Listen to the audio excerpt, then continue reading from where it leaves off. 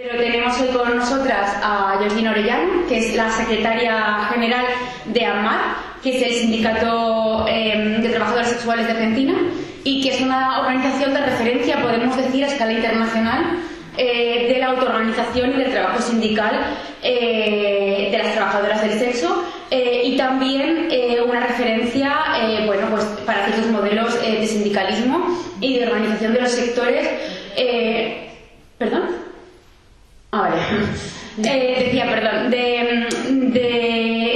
Una referencia también de un cierto tipo de sindicalismo y de procesos de organización y de politización de los sectores más excluidos de las clases trabajadoras y de las clases populares, ¿no? Creo que es como una organización de referencia en los dos sentidos. Está un poco como de gira, por así decir, del Estado español, ¿no? Teniendo diversas reuniones, presentaciones del libro, actos de este tipo, y bueno, nos ha hecho el favor de parar en Zaragoza entre una cosa y otra, y la verdad es que te lo agradeceremos un montón, ¿no? Como decía, me parece que es importante, cuando hacemos un abordaje a la cuestión del trabajo sexual, romper la forma en la que muchas veces se plantea el debate, que es quedándose como en lo simbólico, ¿no? Como el trabajo sexual como símbolo, la puta como símbolo, ¿no? Y no se está bajando a hablar de cómo son las vidas reales, cómo son las condiciones materiales y cuáles son los procesos de autoorganización y los procesos de lucha por los derechos que se están dando, ¿no? Entonces, me parece que si rompemos este debate como en un prisma, ¿no? Como más retórico o más únicamente simbólico, vamos a ver cómo la experiencia de autoorganización de las trabajadoras sexuales nos interpela a todas las trabajadoras, ¿no? Interpela a todas las trabajadoras y además es como una herramienta fundamental y algo extremadamente necesario para el avance colectivo en derechos, ¿no? Es decir, no solamente para las personas que están trabajando en los trabajos sexuales, sino pues para todo otro tipo de personas en diversas situaciones, ¿no? Y creo que una vez que se rompe con el marco moralista, ¿no? del salvacionismo, podemos ver cómo las compañeras, al organizarse, están hablando de problemas que son transversales, ¿no? Que son centrales para algunos de los sectores más marginalizados de las clases populares, ¿no? Es decir, para muchísima gente, ¿no? Porque parece que cuando se dice, no, sectores empobrecidos, sectores marginalizados, parece que estamos hablando de minorías, estamos hablando de mayorías sociales. Y esto me parece que es una cuestión como importante, ¿no? Y como las trabajadoras sexuales al organizarse están hablando del derecho a una vida digna para todos, del derecho a la vivienda, de la lucha contra el abuso policial, de la lucha contra la violencia transfoba, de la lucha contra las diversas violencias machistas, también las institucionales, y de la necesidad que tenemos todos, o la gran mayoría de nosotros, de salir a la calle para buscar un trabajo para comer y para que nuestra gente coma, ¿no? Entonces, bueno, me gustaría como dejar aquí un poco la intro y voy a plantear como a lo largo un poco de la tarde algunos ejes de conversación, ¿no? Y creo que es interesante un poco empezar hablando de esto y también de las estrategias, ¿no? De cuáles son las estrategias que encontráis desde el sindicato o que ves que otras compañeras en otras experiencias también están encontrando, ¿no? Para poder autoorganizarse. Gracias. Bueno, te pongo sí. Que lo dijo. Porque sí.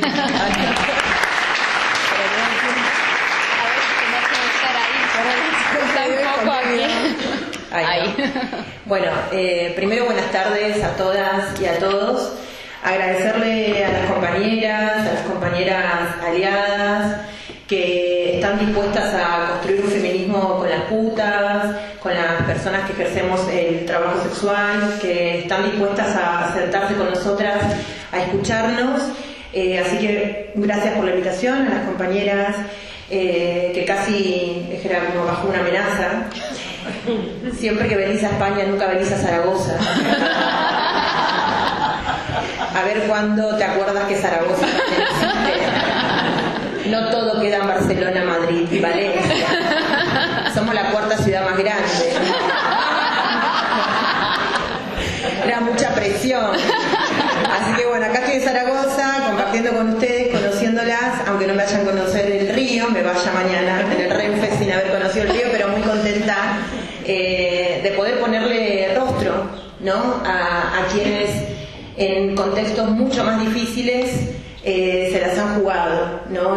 Se las han jugado por posicionarse políticamente y públicamente a favor de la sindicalización de las trabajadoras sexuales, que se las han jugado también para construir organizaciones en las cuales puedan generar estrategias comunitarias con quienes ejercemos el trabajo sexual, y que esas estrategias sean pensadas de manera conjunta, de manera colectiva, reconociéndonos como sujetas políticas, no infantilizando nuestras voces y tampoco imponiendo deseos, porque hay algunos sectores, sobre todo a la izquierda, algunos sectores también del progresismo, algunos sectores de los feminismos blancos, más que nada, que hay como una idea permanente de imponernos sus deseos de modelos de vida, de modelos de sociedades, y que esos deseos que nos imponen, que nos adjudican inclusive a cómo deberíamos vivir, cómo deberíamos decidir, qué deberíamos pedirle al Estado, cómo deberíamos generar nuestro proceso inclusive de politización, esos deseos están muy lejos a las verdaderas necesidades y urgencias que necesitamos las personas que ejercemos el trabajo sexual. Digamos, nosotros acá no tenemos un deseo, tenemos una necesidad y una urgencia que tiene que ver con derechos laborales, que tiene que ver con ponerle fin a la represión policial, que tiene que ver con situaciones de violencia institucional, que tiene que ver con situaciones de falta de derechos, como consecuencia del no reconocimiento, primero como sujeto político, como sujeto social, y después el no reconocimiento como parte de la clase trabajadora. Así que, con la introducción de la compañera, lo primero que quiero decir es que para nosotras es importante primero situarnos de dónde venimos. Y de dónde venimos no solamente tiene que ver con la clase social a la que pertenecemos, sino de dónde venimos y de dónde se gesta el proceso de sindicalización de las que pertenecemos a AMAR, que es el Sindicato de Trabajadoras y Trabajadores Sexuales de la Argentina. Digo, la herramienta sindical de nosotras nació en un calabozo, y eso a nosotras primero nos sitúa desde dónde venimos, desde dónde partió nuestra lucha sindical, que no es desde una tesis doctoral, que no es desde una asamblea feminista, que no es en una asamblea, en una central de trabajadores y trabajadoras, que no es en una ONG que vino a repartirnos un preservativo y nos dijo tienen que organizarse sindicalmente para defender sus derechos, sino que nació por una necesidad imperiosa de dejar de ir presas. Digamos, por eso a nosotras nos gusta primero situarnos, ¿no?, desde la realidad concreta de cómo se puede gestar una organización y un proceso de sindicalización que muchas veces no está ajustado dentro de marcos teóricos de cómo se piensan los procesos de sindicalización de los trabajadores y trabajadoras que tienen trabajos registrados, que tienen trabajos formales y sobre todo que tienen una legitimidad que se la da el Estado, las instituciones, los feminismos y la sociedad, que nada de esa legitimidad es la que tenemos nosotras, ¿no? Sino todo lo contrario, hay una delegitimidad de manera permanente a considerarnos sujetos políticos, a respetar nuestras decisiones, una delegitimidad con nuestro pedido, ¿no?, de derechos laborales, y sobre todo una delegitimidad con la herramienta sindical que hemos construido, y es el delegitimar justamente ese conocimiento y ese saber que para nosotras tiene un valor en poder decirle y contarlo.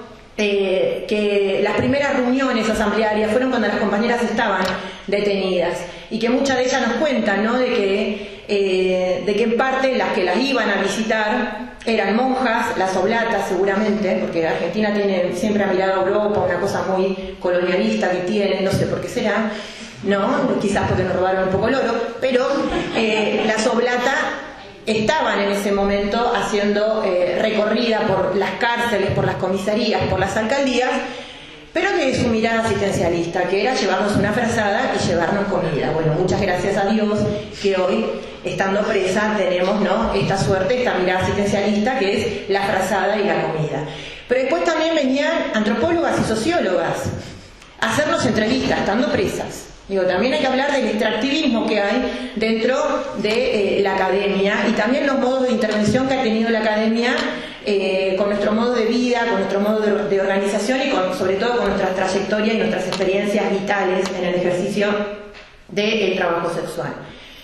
Las antropólogas en sus preguntas le preguntaban a las compañeras si ellas conocían la vigencia de los edictos policiales, que son normativas que ahora en Argentina se conocen como códigos contravencionales, acá son conocidas como la ley Mordaza, que criminalizan el uso del espacio público para la oferta de servicios sexuales, siempre multando, criminalizando, deteniendo de manera arbitraria a las personas que ejercen el trabajo sexual en el espacio público o que hacen uso del espacio público para poder ejercer el trabajo sexual.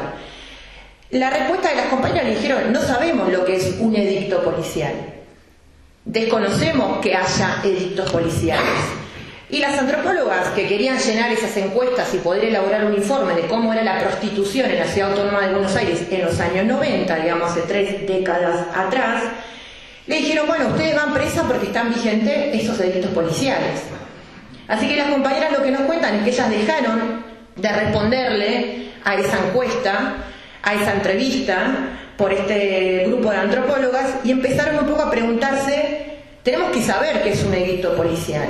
Porque si estas vienen y nos dicen que nosotras estamos presas porque hay un edicto policial vigente que habla de nuestro trabajo y que criminaliza con alguna figura, ¿cómo nosotras no podemos ser sabedoras y tener ese conocimiento, ¿no?, de por lo menos entender un poco mejor cuál es el proceso judicial que atravesamos y no dar por hecho que el ejercicio del trabajo sexual es un delito? Por ende, si te paras en la esquina estás expuesta a que la policía venga, te detenga, te suba al patrullero y estés 21, 30 días, 90, 120 días, muchas inclusive desconociendo por qué iban presas, porque daban por hecho que lo que estaban haciendo era un delito y que ellas en parte eran un sujeto delictivo, que estaban expuestas a constante persecución policial.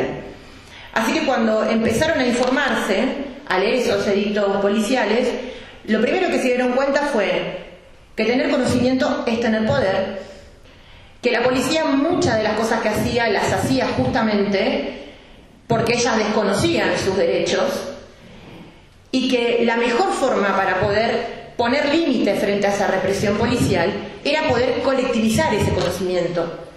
Y colectivizar ese conocimiento era: todas tenemos que ir esquina por esquina a decirle a todas que lo que hacemos no es un delito, que lo que hacemos es una contravención, que hay una diferencia entre delito y contravención, que la policía no puede bajar envalentonada, ponerte contra la pared, desnudarte en el espacio público, robarte el dinero y encima llevarte detenida, que tenés derecho, no como la película, no a llamar a un abogado, sino que tenés derecho a negarte a firmar lo que ellos te obligan a que firme, que son las actas contravencionales, que después muchas de ellas se hacían como cargo, ¿no?, responsable de supuestos delitos que en realidad no la estaban cometiendo, porque nunca eran agarradas ni con el cliente, nunca eran agarradas ejerciendo el trabajo, sino que las agarraban en la calle solas, en las esquinas, y que muchas de las compañeras cuando salían de ahí también se encontraban con otros procesos judiciales que tenían que ver justamente con la criminalización de su trabajo, o sea, estar 21, 30, 120 días detenidas. Cuando llegaban a su casa se encontraban con la judicialización de la tenencia y la custodia de sus hijos y sus hijas, y con visitas periódicas de trabajadoras sociales y psicólogas que iban preguntando a los vecinos por el paradero de esa madre y que iban elaborando informes dando cuenta, ¿no?, de la irresponsabilidad en las tareas de cuidado o de cuidado de esos niños y de esas niñas. Entonces, que era mucho más la criminalización que traspasaba esa esquina en la que ellas trabajaban. Digo, como primera estrategia es un poco situarnos desde dónde venimos. O sea, Amar se gesta por las trabajadoras sexuales de la calle, nace en los calabozos, en las comisarías de los barrios donde hasta el día de hoy se siguen ejerciendo trabajo sexual, y lamentablemente las compañeras siguen yendo detenidas, ya no por el edicto policial, ya no inclusive por la normativa que criminaliza la oferta de servicios sexuales del trabajo sexual, sino que también, así como nosotras nos organizamos y vamos pensando estrategias, la policía también se organiza. Porque cuando nosotros empezamos a repartir folletos, empezamos a hacer talleres de alfabetización judicial para que todas entendamos qué era una contravención, para pensar estrategias comunitarias, ¿no? Recuerdo una de ellas, la principal, era cómo íbamos a firmar el acta contravencional. teníamos que encontrar una estrategia para firmar el acta, ¿no? Porque una estrategia en un momento fue negarnos. La policía se dio cuenta que nos negamos, entonces después nos decía y las amenazaba a las compañeras: si te negás te llevo presa, te tengo que llevar presa. Entonces era bueno, si ahora tenemos que firmar porque el negarnos significa que la compañera se expone a que la suban al patrullero y vaya detenida, tenemos que decidir entre todas cómo vamos a firmar esa acta contravencional. Y en ese momento decidimos que todas nos pasábamos a llamar violencia institucional. Entonces íbamos a firmar como violencia, apellido, institucional. El fiscal contravencional, al ver que todas las actas contravencionales iban con la misma firma, violencia institucional, nos llama, nos convoca y nos pregunta por qué estábamos firmando como violencia institucional. Le decíamos: ¿y por qué es violencia institucional? Esta acta, vos y tu pregunta, este proceso judicial, la mayoría de esas actas contravencionales se terminaban archivando porque la normativa que está vigente en la Ciudad Autónoma de Buenos Aires no solamente criminaliza a la trabajadora sexual, sino también a la demanda. Digamos, criminaliza la oferta, porque ni siquiera reconocen como trabajadoras sexuales en la criminalización. O sea, lo que está criminalizado es la oferta de servicios sexuales y la demanda de servicios sexuales. Ahora, el 98% de las actas solamente se le hace ¿a quién? A la oferta. La demanda es el 2%, algún cliente que no tuvo dinero y no arregló. ¿Por qué? Porque también le explicábamos al fiscal, cuando decía: bueno, pero ustedes nunca lo encuentran con el cliente. Bueno, a veces sí nos encuentran con el cliente, pero el cliente tiene otro trato y tiene otro arreglo. El cliente sí arregla económicamente que no le hagan el acta contravencional, porque el acta contravencional va a su domicilio. Entonces la policía antes nos cobraba a nosotras para dejarnos trabajar de manera tranquila. Cuando nosotras nos organizamos, empezó a cobrar a los clientes. Que se organizan los clientes, digamos, nosotros ahí nos vamos a ir a defender, organícense ustedes, ya bastante nosotras tenemos con la organización y pensar estrategias para nuestro cuidado y nuestro trabajo. Entonces después dejaron de hacer actas contravencionales, no te entregaban la copia. ¿Por qué? Porque no querían que esté esa firma. Digo, por eso, una estrategia tiene un periodo, no puede ser una estrategia estática, pensada para todos los lugares de manera igual. Entonces, digo, una estrategia nace para morir un momento, porque justamente por eso es una estrategia. Y a veces cuando vamos a algunos sectores del peronismo en la Argentina, algunos sectores progresistas, nos preguntan, con los teléfonos celulares ahí filmando, porque nunca ven a una puta hablar, filman con el teléfono celular. Entonces me preguntan: ¿cuáles son las estrategias comunitarias que llevan adelante ustedes para frenar la represión policial? Y no te la puedo contar, porque si yo te la cuento, mato mi propia estrategia. Entonces soy puta, pero no soy pelotuda. Primero. Y sí, lo que te puedo contar, las que llevamos en su momento, y también cómo fuimos cambiando, porque nos fuimos dando cuenta que la policía se da cuenta. Digamos, nunca hay que subestimar al enemigo, siempre se da cuenta. Incluso se da cuenta del proceso de politización. Yo recuerdo que había una compañera que el acta contravencional, el fiscal no las entregó porque hasta él se reía. Las compañeras le hicieron un cuadrito, la colgaron. Porque hay una compañera que firmó el acta contravencional con Viva Perón. Perón es el peronismo en Argentina, uno de los movimientos políticos. Entonces, ahí te das cuenta que si una compañera firma Viva Perón es porque es peronista, está politizada. Entonces el fiscal le decía: bueno, hay algunas, todas firmaron como violencia institucional, pero acá una se le fue peronismo. O sea, se firmó como Viva Perón, nos entregó la acta, las chicas se reían, el acta la guardaban, pero dijimos: la compañera era violencia institucional, no era Viva Perón, pero bueno, no importa, zafaste, nos entregaron tu acta contravencional. Y después lo que pasó y lo que sigue y lo que está sucediendo en este momento es que ya no nos aplican más ese código de el artículo 97, oferta de servicios sexuales en el espacio público. Lo que nos aplican ahora es mucho más complicado en pensar no solamente la estrategia colectiva de manera, digamos, hacia el interior del movimiento de trabajadoras sexuales, sino también compartirla, porque cuando nosotros contamos ¿cuál es el modo operante que tienen hoy por hoy la fuerza de seguridad bajo el gobierno de Milei para detener de manera arbitraria a las trabajadoras sexuales? hay muchos colectivos, inclusive desde algunos sectores del feminismo, de algunos sectores del progresismo y de algunos sectores del peronismo, que dicen, ah, no, bueno, pero nosotras ahí no nos metemos. Y es ahí donde no nos metemos, que es el límite que parece que te marcan, es la ley de drogas. Ahí no nos metemos es cuando te aplican la ley de drogas. Y lo que te aplican de la ley de drogas, porque encima le tenemos que explicar, tuvimos que leer la ley de drogas también para poder entender, te aplican el artículo 5C, que el artículo 5C dice claramente que se criminaliza la venta de estupefacientes en el espacio público, cuya cantidad de envoltorio para ser considerado parte de la venta del narcotráfico tiene que ser el 1.5. A la mayoría de las compañeras se les archiva la causa porque lo que le encuentran es por debajo del 1.5, que es considerado, ¿no?, como la lucha contra el narcotráfico. Y aparte, en muchos de esos envoltorios, después, cuando van a los laboratorios y demás, se dan cuenta de que en realidad no es cocaína lo que tiene ahí, sino que es pura plus, vallaspirina, un analgésico, harina, bicarbonato de sodio.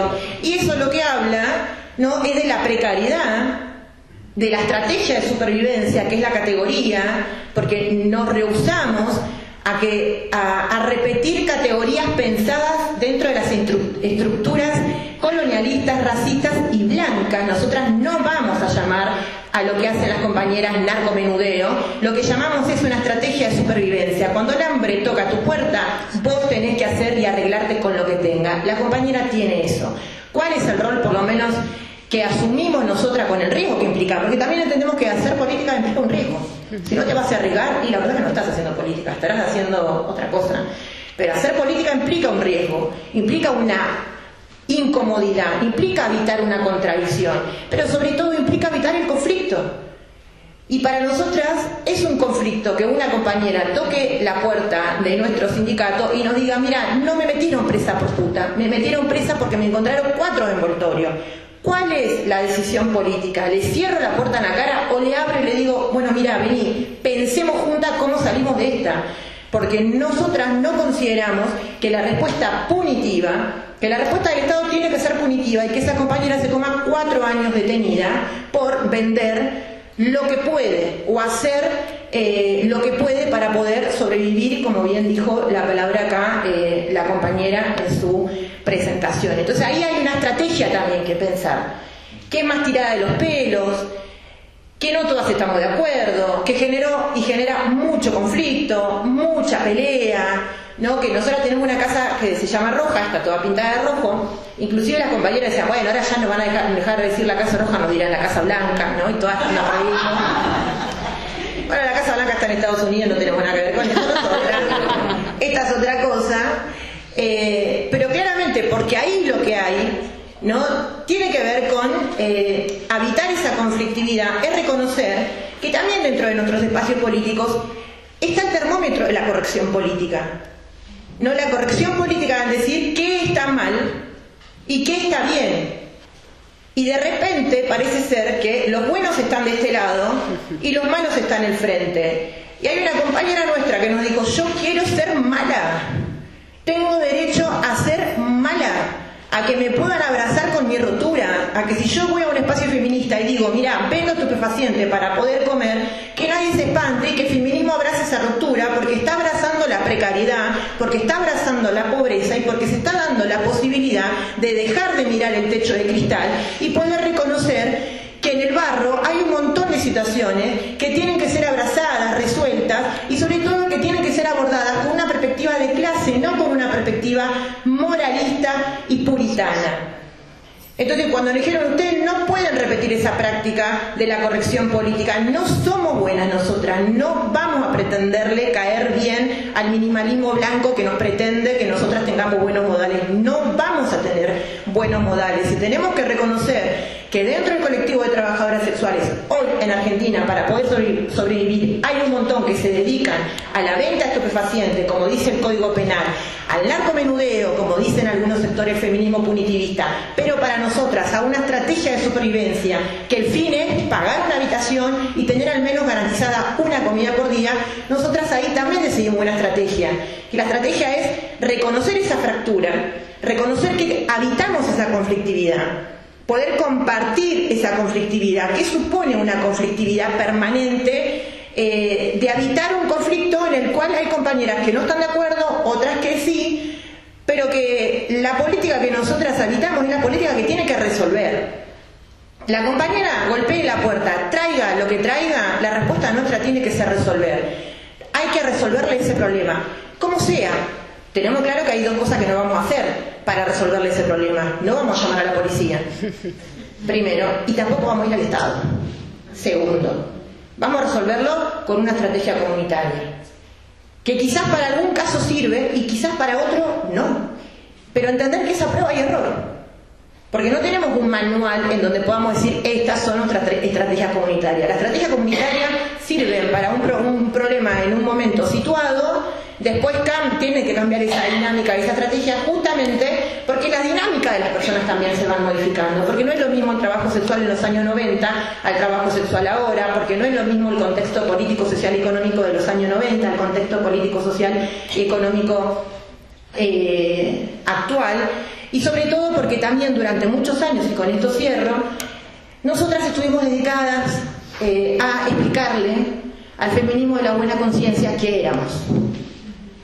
Años estuvimos ahí adentro, explicándole, no somos víctimas, no somos proxenetas, somos trabajadoras precarizadas, respondiendo a cada pregunta, que más que pregunta era un cuestionamiento. Muchas de las compañeras dicen, la estoy pasando peor que dentro del Poder Judicial, contestándole las preguntas a un juez o un fiscal, de escuchar las preguntas, que las preguntas tenían justamente una dirección que era trabajar con la culpa y la vergüenza, básicamente, ¿no?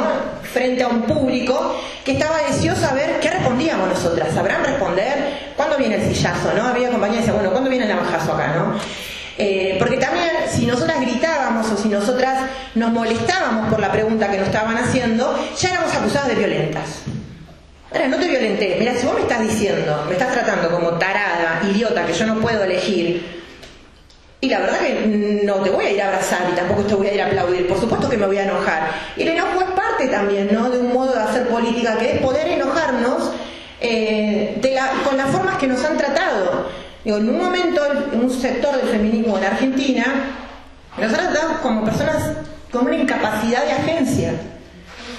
Todo el tiempo rompían lo colectivo. O sea, nosotros íbamos a contarle que nos organizábamos estando en un calabozo, cómo pensamos las estrategias, le íbamos a contar lo que la policía hacía todos los días en la zona de trabajo, pero a ella le gustaba la historia personalizada de una, la más sufriente, la más doliente, la que tuvo que sacrificar algo. O sea, era como, ¿en qué momento está la vulnerabilidad nuestra? Entonces todo el tiempo rompía lo colectivo, porque estaba claro que lo que le gusta a cierto sector del feminismo son las historias de superación. No hay que ir a mirar al frente al fascismo y a la ultraderecha. Sí, acá también se abonó a esos discursos meritocráticos de experiencias personales que después se venden a la afuera como la representatividad universal de un todo. Y ahí lo que nos vendían eran historias de sacrificio y superación. Historia doliente y sufriente en la que todo el tiempo nos preguntaban si nosotros éramos abusados por nuestros padres. ¿A qué edad nos habían expulsado de nuestras casas? Si nuestros hijos eran producto de violaciones. ¿Cuántas violaciones por día los clientes llevaban adelante? ¿Cuándo venía la humillación? No soportaban cuando nosotras contábamos, incluso nos reíamos, porque siempre estamos riéndonos de las cosas que hacemos para sobrevivir en la calle. Y era como, bueno, ¿y cuándo viene la humillación? Bueno, la humillación estuvo en la cárcel. Y aún humilladas ahí en el aparato represivo nos organizamos. No es que salimos llorando del calabozo, salimos politizadas del calabozo. Y después, enojadas con el trato que recibíamos, nos fuimos, porque ahí decidimos, o van a ver a una de nosotras que le revuela una silla, le va a revolear una silla, o mejor retirarnos elegantemente, con altura. Entonces nos fuimos, enojadas con altura nos fuimos. Pero nos fuimos porque ya nos conocíamos. Nosotros, si eso llega, había una compañera que dijo, si la policía no llega a decir eso en la esquina, y le prendemos fuego al patrullero.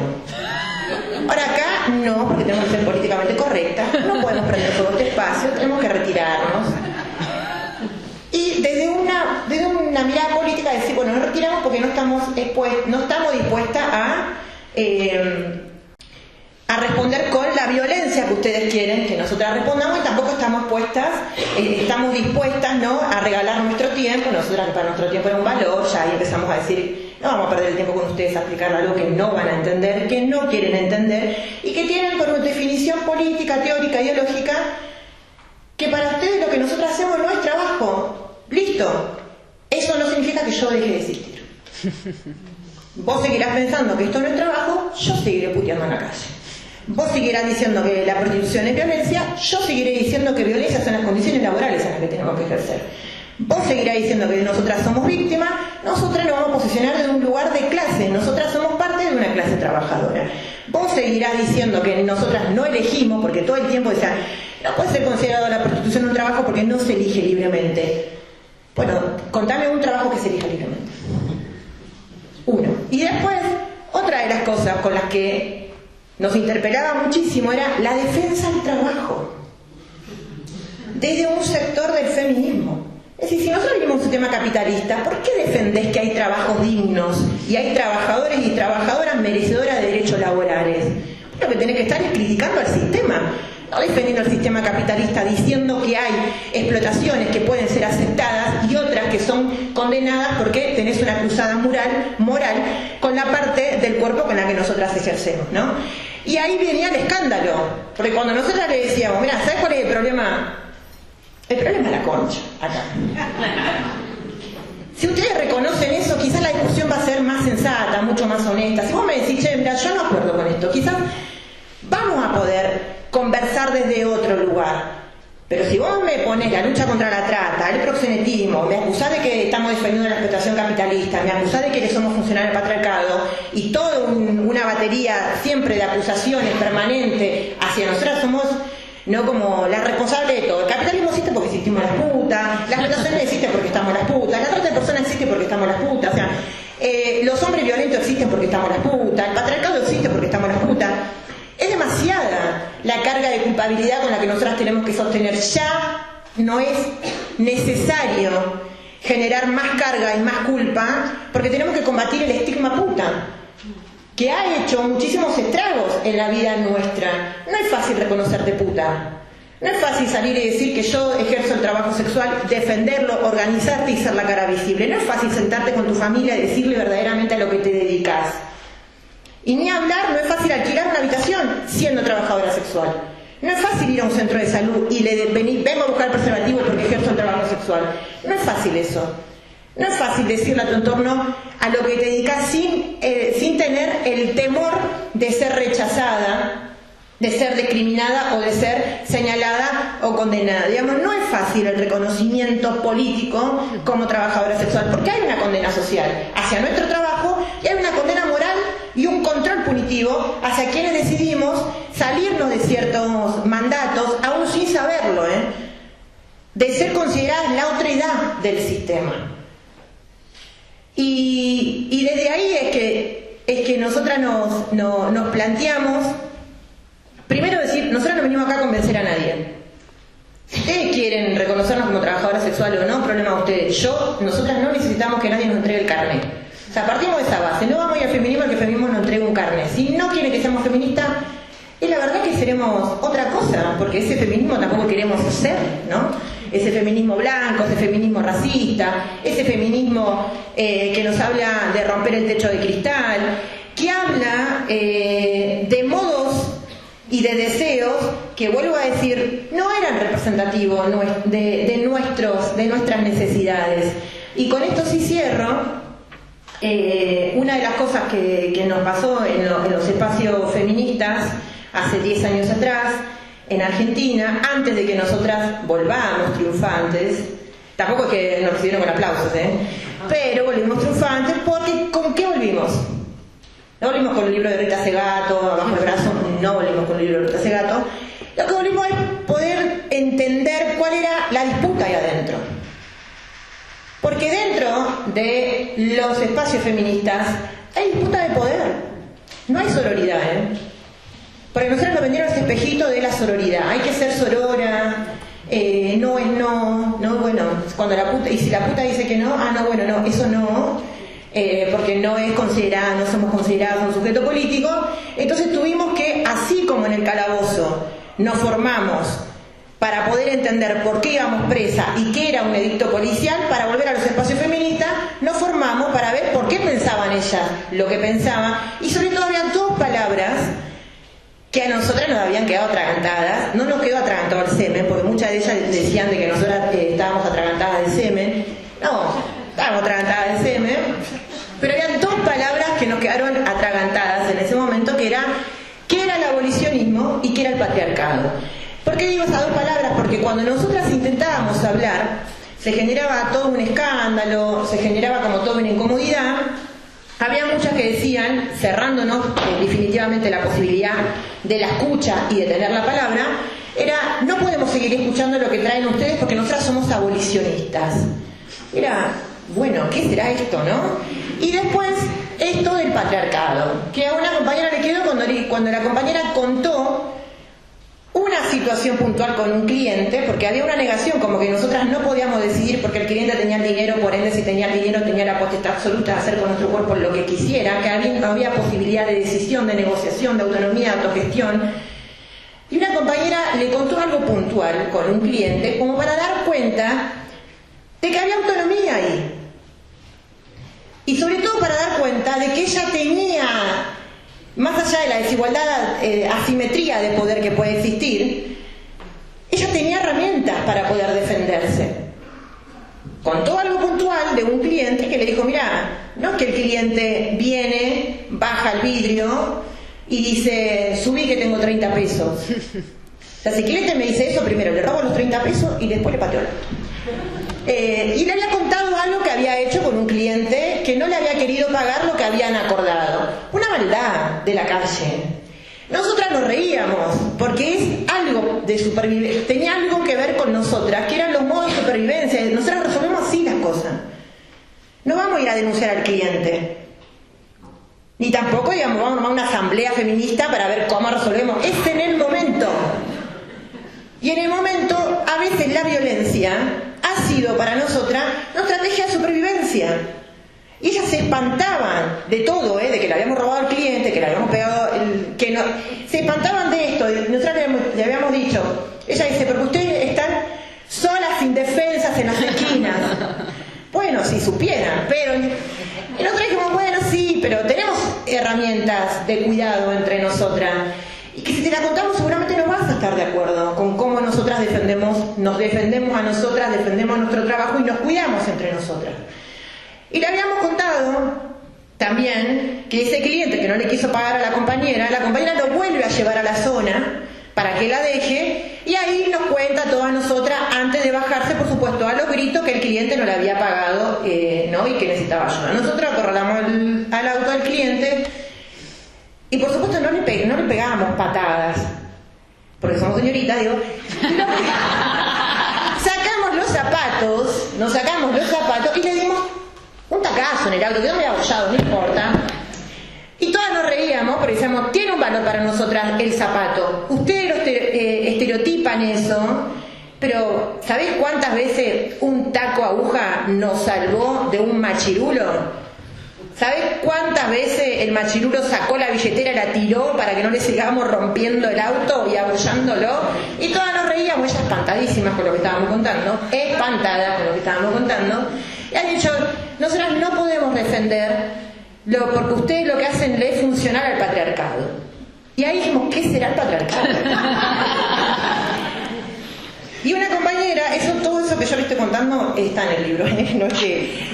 Y una compañera había dicho, cuando vino una compañera a hacernos un taller, porque nos formamos políticamente, y decidimos también en qué tema formarnos, ¿no? Cuando vemos que hay un tema que no nos cierra, que no lo entendemos, siempre las asambleas de las trabajadoras sexuales empiezan, acá nadie sabe la verdad, y ninguna pregunta es una pregunta tonta. O sea, todas las preguntas son válidas. Si vos no entendiste, tenés el derecho a preguntar las veces que tengas la necesidad de preguntar, y de irte con la mayor claridad posible. Así empiezan los talleres de formación. Habíamos dicho que venga una a hablarnos de feminismo. Y lo primero que nos preguntó una antropóloga, nos dijo, ¿quién de todas ustedes se considera feminista? Ninguna levantó la mano, un silencio. Y entonces ella empezó, nosotras ya le habíamos dicho, mirá que nosotras no queremos feminismo. O sea, vení a formarnos, ir a hablar de las sufragistas, situate un poco acá, hablar un poco más de América Latina, no sé, no vayas tan lejos para hablar, queremos conocer otro feminismo, no sé, el feminismo negro, el feminismo del pueblo originario, el feminismo de las compañeras indígenas, digamos, localizate un poco acá, o sea, situate en Sudamérica. Entonces, porque primero nos pasó una película de sufragistas, aburridísima, nos dormimos todas, dijimos, falta sangre acá, ¿cuándo viene la bajazo? Y después los comentarios, porque la antropóloga decía, ¿qué les pareció la película? Qué mal que se vestían en esa época. Aburridísimo, le falta un brillo, falta un labial ahí a ellas. Horrible como se vestían, ¿por qué tan tapadas, por favor? Toda esa... Pero bueno, eso, porque lo que uno busca ahí es el reflejo, ¿no? Para poder decir, bueno, hay algo que me identifica con ella. Bueno, ahí no era ni la ropa, ¿no? Las camisas blancas, todos los trajes, eso. Y después le dijimos que nos hable de otra cosa, que no nos aburra tanto. Entonces ella lo hizo más didáctico, le fue peor, y empezó a preguntar esto, ¿no? Bueno, ¿quién de todas ustedes se considera feminista? Ninguna levantó la mano. Después dijo, ¿todas ustedes están a favor de la igualdad? Era que los varones y las mujeres, había compañeras trans en ese público, dijo, los varones y las mujeres tengan los mismos derechos, y ella dijo, sí, las travestis también. Entonces, y era todo para pelear esa charla de formación, pero después ella dijo, bueno, vamos a hacer un juego en la que ustedes pregunten, ¿qué es lo que quieren saber? ¿Por qué quisieron este taller? No, así tendría que haber empezado. Pero bueno, ella dijo a lo último, entonces la compañera dijo, bueno, yo quiero que me expliques qué es el patriarcado. Porque si el patriarcado es alguien al que yo no le cobré, mamita, decímelo ya.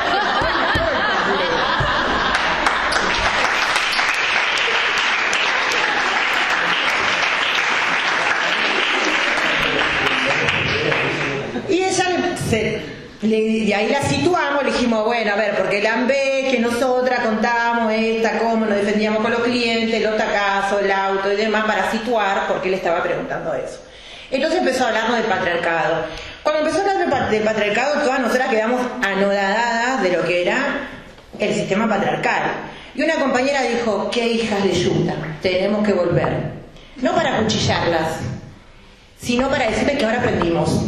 Aprendimos qué es el patriarcado y aprendimos qué era el abolicionismo. Y así como cuando salimos de la comisaría con esa necesidad de organizarnos y decir a todas le tenemos que contar qué es un edicto policial, para que todas sepan si van presas, por qué van presas, y que todas sepan cómo tienen que pasar su proceso judicial, cuáles son los límites, qué es lo que te puede hacer la policía y qué es lo que no te puede hacer la policía. Lo mismo, esa misma práctica de colectivizar ese conocimiento tenía que ser con lo que habíamos aprendido del feminismo. Todas tienen que saber qué es el feminismo abolicionista. Si en la zona va una a hacerte una entrevista, vos tenés que preguntarle ¿qué tipo de feminismo tenés? O sea, si es abolicionista, sacala a navajazos. Ya era. No vamos a contestar más las preguntas de ningún estudio, de ningún informe, o sea, no van a contar más con nuestro desconocimiento, no van a contar más con nuestra ignorancia con respecto a términos técnicos que nosotras en nuestro lenguaje vulgar, popular, no tenemos incorporado y que tuvimos que estudiarlo para poder aprender qué era lo que aquella me estaba diciendo. Esta cosa no tan vulgar, esta práctica de la compañera dijo, yo quiero que me digas lo que es el patriarcado porque siento que es alguien que no le cobré. No era eso. Bueno, ahora sí puedo responderle. Cuando venga y me diga que yo y mi defensa a mi trabajo, que no es una defensa al trabajo, sino una defensa puntual a una existencia vital, que las trabajadoras sexuales existimos, aunque vos en tu marco teórico estés negada al reconocimiento, pero no podés negar que las trabajadoras sexuales siguen ejerciendo un trabajo sexual en condiciones mucho más clandestinas, mucho más desfavorables, mucho más indignas y expuestas a situaciones de inseguridad y de mucha más explotación. Cuando volvimos, obviamente que nos sentimos poderosas. Era decir, que arranque esta carnicería ya. Porque primero lo que vimos fue que cuando, obviamente, portación de cara, puta, ya sabían que habíamos llegado nosotras, nos conocían, ¿no? Obviamente que ellas nos conocían. Después tuvimos que hacer otro taller para conocer nosotras a ellas. Porque nos dimos cuenta que cuando había un montón de gente, un montón de mujeres en un encuentro nacional de mujeres, esto fue en el año 2015. Nosotras fuimos a un taller que se llamaba Mujeres en situación de prostitución. Esa era la categoría que la pensó el feminismo institucional. Así nos iban a nombrar. Entonces, bueno, nosotras, eso nos generó una contradicción. Si no somos mujeres en situación de prostitución, no importa, vamos igual, no importa el nombre del taller, vamos igual porque sabíamos cuál era nuestra... Íbamos con una estrategia, que nuestra estrategia era irrumpir en ese espacio y cagarle un poco a la fiesta. Era, aunque una de ese puñado de feministas, que eran más de 80, aunque una se vaya pensando, y las putas ya tenemos una ganancia, porque dan por hecho que todas las personas que se consideren feministas, su perspectiva con respecto al trabajo sexual tiene que ser punitiva. Entonces, si una sola se va pensando, eso es ganancia para nosotras. Ganamos una aliada y ellas perdieron una en sus filas de entregar los carnets como feministas abolicionistas. Cuando nosotras entramos, había 4 talleres de mujeres en situación de prostitución. O sea, es un tema que les interesa a muchas, pero iban a discutir entre ellas. Entonces, cuando entramos a uno, elegimos un aula, la más vacía, pero después cuando nos sentamos nosotras, todas vinieron a esa aula. Entonces después hicimos un PowerPoint con las caras de estas señoras para que el resto de las compañeras que vuelvan a ir a esos espacios feministas sepan, si ves una señora, todas tienen anteojos, digo, si una señora con anteojos, este marco hay una, por ejemplo, que era muy fácil de saber quién era, porque el marco de su anteojo pegaba con su blazer, siempre. Si tenía un blazer rosado, el marco de su lente iba a ser rosado. Entonces siempre le decimos, si ven a una que su marco de anteojo es el mismo de su traje, corran.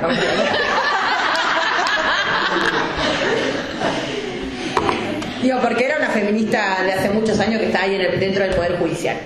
Todavía sigue estando. Pasa en el gobierno, pero ella sigue sobreviviendo ahí adentro. Muy ideológica siempre. Con Macri, con Milei, sigue estando ahí. Entonces digo, ahí lo que hicimos fue una dinámica. Primero también aprendimos cómo nos sentábamos en esa asamblea.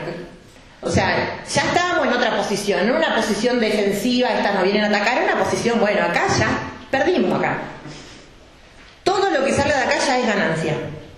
Nada puede salir mal porque ya estar acá para nosotras es una ganancia, era una ganancia. Entonces lo primero era cómo nos sentamos. Digo, cómo nos sentamos en esa distribución, porque era como una entrevista pública. Entonces después, al día siguiente, dijimos, bueno, vamos a desparramarnos, porque si estamos todas juntas, estaban todas mirándonos a nosotras, parecíamos la otredad ahí, puesta en el banquillo de los acusados. Entonces nos dispersamos, pero también las preguntas volvían a ser las mismas. Es decir, nosotras nos formábamos, amigos, ustedes fórmense un poco más. Digo, porque pasaban los años, la misma pregunta, digamos, hacían las mismas preguntas. Y siempre como dirigido, ¿no? Hacia la historia personal.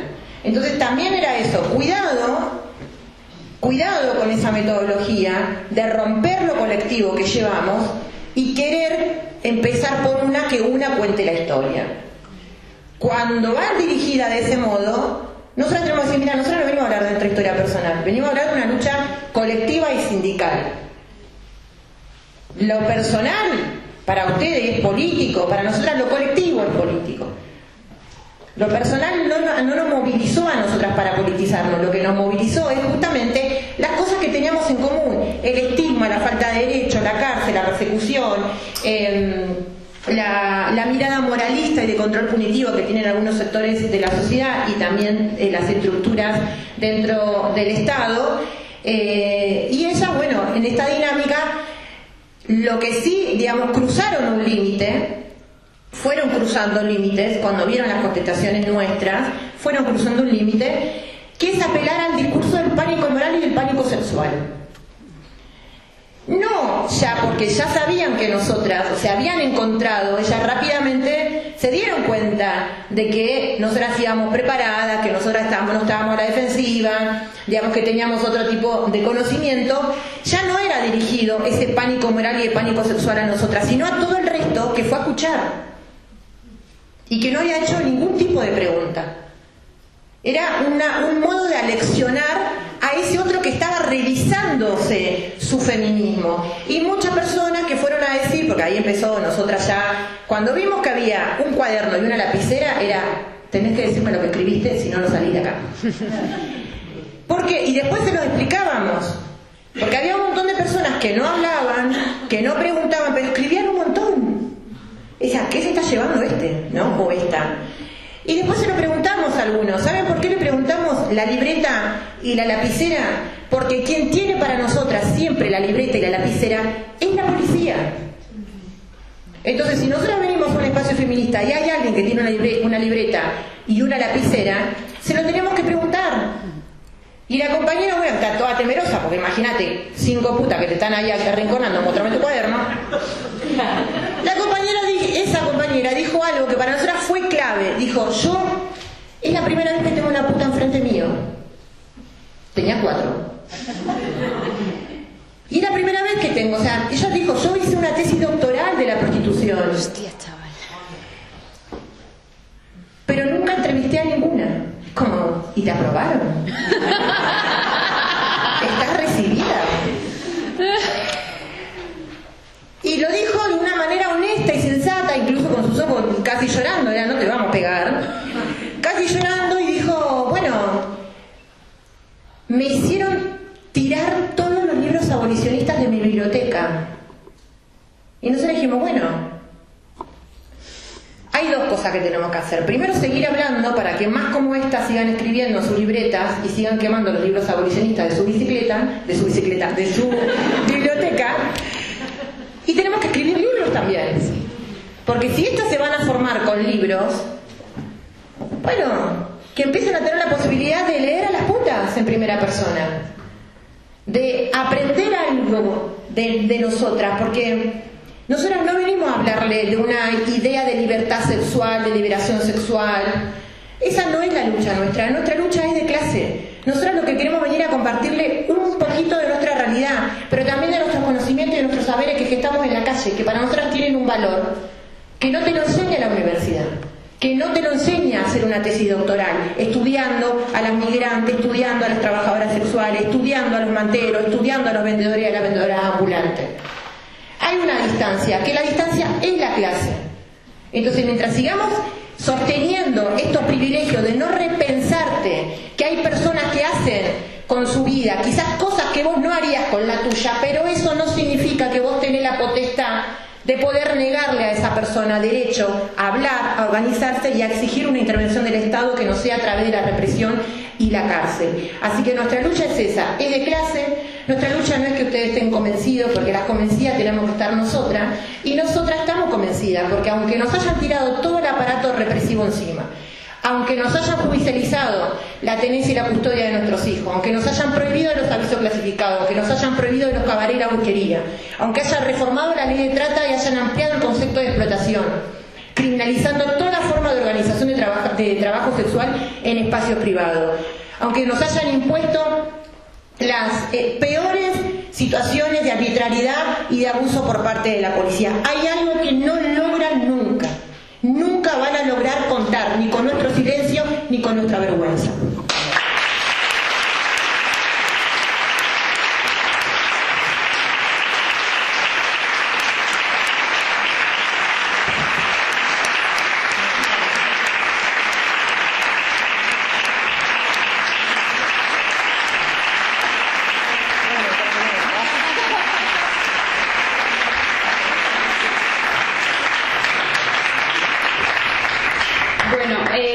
Voy a lanzar una cuestión un poco breve y tal, y a ver si da tiempo que después, si alguien quiere hacer alguna pregunta, alguna intervención, porque vamos bien de tiempo, así que sí, vamos bien.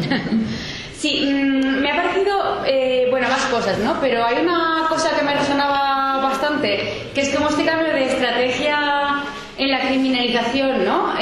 Con el tema de las drogas, porque al final la lucha contra las drogas es una excusa que atraviesa muchas criminalizaciones, ¿no? Es decir, y pensaba, además de las trabajadoras sexuales, pensaba también en la gente en procesos migratorios, ¿no? Como la lucha contra las drogas es algo que atraviesa la política de muerte en las fronteras, que atraviesa como toda esta persecución, pues aquí en el Estado español, ¿no? A pie de calle, a diario, ¿no? Y entonces, bueno, me servía un poco como hilo para preguntarte en torno a las alianzas, ¿no? Es decir, no a las alianzas así como, que también parece como, igual que decía al principio, ¿no? Que se habla como de la prostitución como un símbolo, en vez de bajar, ¿no? Y estar hablando, pues eso, de las condiciones de vida, de las demandas de las personas que ejercen prostitución y que trabajan en los trabajos del sexo. Se suele hablar también de las alianzas como un símbolo, ¿no? Como las putas y las aliadas, ¿no? Pregunto más por las alianzas como reales, ¿no? Es decir, alianzas con gente que está organizándose en los procesos migratorios, gente que está resistiendo a la violencia policial racista. Me interesa un poco esto, ¿no? Que creo que es una de las vías como más interesantes para hacer como frentes amplios en este sentido de clase que tú comentabas, ¿no? Bueno, digamos, las alianzas, AMAR es una organización que este año cumplió 31 años. Entonces, las alianzas y las articulaciones fueron un poco también, ¿no? Como modificándose, transformándose, rompiéndose también, porque es parte de la vida de un proceso y de un movimiento que tiene un pensamiento crítico, de un movimiento político y sindical. A nosotras, primero digo, hay que reconocemos que nos costó mucho abrirnos a tener alianzas y articulaciones, porque las veces que han llegado a nuestra organización distintas personas de distintos sectores, siempre nos han llevado nuestros saberes y nuestros conocimientos. Digamos, nosotras tuvimos que reconciliarnos con esa historia del extractivismo, reconciliarnos también con la historia, ¿no? de que compañeras que han dado entrevistas después se han encontrado que parte de su historia terminó siendo fundacional de un libro con una perspectiva abolicionista de la prostitución. Después inclusive algunas organizaciones que venían con proyectos, ¿no? de dinero, pero que necesitaban los números nuestros, ¿no? necesitaban repartir preservativos en la zona y que nosotros le digamos cuántas trabajadoras sexuales hay en esta zona, cuántas hay, y nos daban planillas para que nuestras compañeras firmen, y nosotras con ese desconociendo que le estábamos sosteniendo un recurso a una ONG o a una organización, muchas veces hemos dado inclusive nuestros propios datos y después nos hemos encontrado con fotos, ¿no? de informes de financiamiento de otras organizaciones. Y la principal articulación para nosotras que nos sostuvo en estos 31 años y que hemos atravesado situaciones de incomodidad, debates internos, es el movimiento sindical. Digo, AMAR es parte de la Central de Trabajadores y Trabajadoras de la Argentina, la segunda central obrera más importante en nuestro país, con la cual algunas veces, ahora en este contexto actual bajo el gobierno de Milei, tenemos algunas diferencias. Sobre todo porque parte de la diferencia también tiene que ver con la construcción de un sujeto político, ¿no? perteneciente a la clase trabajadora, que ya no representa al sujeto actual de la clase trabajadora. Y hemos tenido algunas discusiones con respecto a la reforma laboral que se aprobó este año, fue a principios de este año en el Congreso Nacional, primero porque es una reforma laboral que le habla y que le viene a quitar derechos laborales a los compañeros y compañeras que están reconocidos, que su trabajo tiene un reconocimiento formal y tienen un trabajo registrado. Y por fuera deja a un 40% que no ve que esa reforma laboral le esté hablando a él y le esté hablando a ella, ¿no? Y eso nos pasaba mucho con nuestras compañeras. Cuando nosotras dijimos de ir a marchar en solidaridad con los trabajadores y trabajadoras que iban a ser afectados por la reforma laboral, también tuvimos que buscar otras estrategias de poder convencer a la compañera, che, ¿por qué yo tengo que dejar 4 horas de trabajar en la esquina si esa reforma laboral a mí no me hace nada? Si yo no tengo obra social, si yo no tengo aporte jubilatorio, si yo no tengo vacaciones, ¿por qué tengo que ir 4 horas?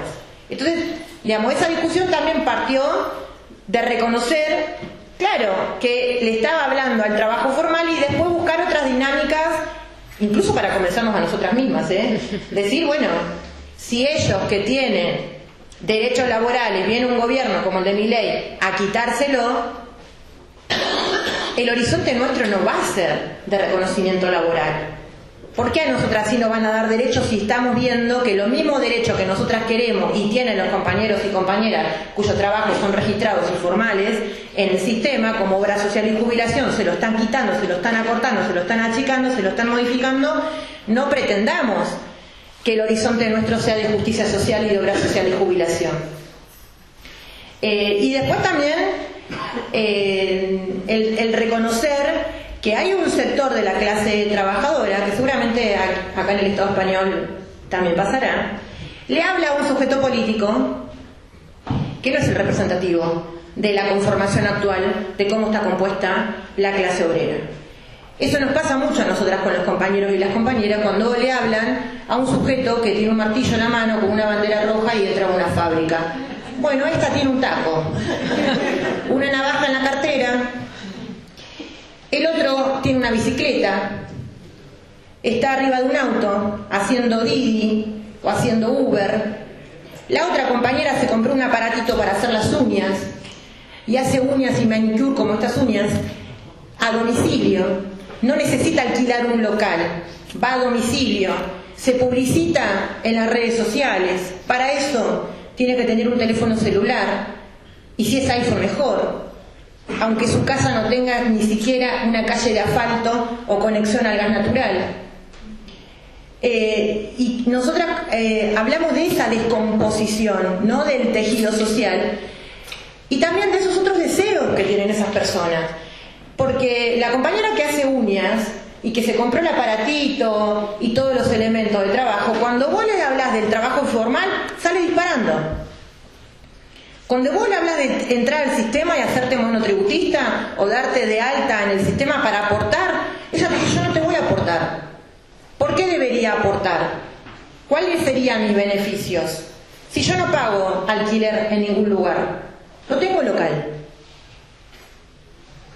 Si yo lo que necesito es una buena conexión a internet, buenas fotos y aprender a hacer buenos videos, para eso me compré un aro de luz, y sacarle muy buenas fotos a los diseños que mis clientas me piden y con eso promocionarme. E inclusive regalarle promociones o servicios gratis, algunas que tengan más de 100.000 seguidores en Instagram, para que me promocionen mi servicio y así tener más clientela. O sea, la dinámica de la organización del trabajo totalmente está trastocada y está totalmente modificada. Y hay algunos sindicalistas que se siguen hablando en un lenguaje y le siguen hablando a un sujeto que la verdad no somos nosotras.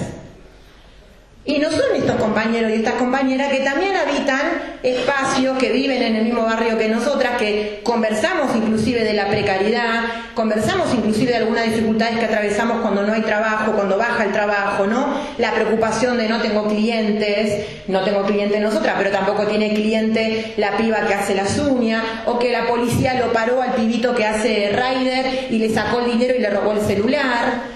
O el compañero que hace Uber pero a la mañana da clases en una facultad y hace Uber porque ese salario de la clase en la universidad ya no le genera garantía para poder llegar a fin de mes y tiene que tener 2 o 3 trabajos. Entonces digo, nosotras estamos dispuestas a hacer alianza y articulación en un contexto de precariedad, en un contexto de desigualdad, en un contexto de avance de la ultraderecha del fascismo, con las personas que estén dispuestos y los sectores y los sujetos que estén dispuestos a dar estos debates incómodos.